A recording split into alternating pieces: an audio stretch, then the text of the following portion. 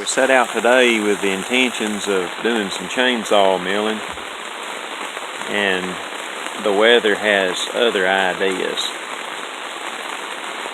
To quote a passage, a Bible verse, God sends the rain to fall on the just and on the unjust.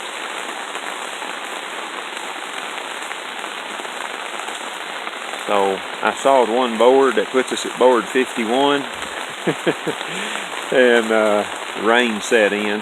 On a side note, for you bushcrafters and those of you that move and live in the woods, blue tarp. This is a 5x7.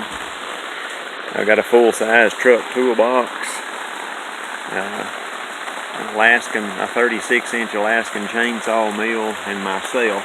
I'm a pretty big-sized fella. We're all up under this blue tarp, but it's seen too many campfires. But better than being right out in the elements.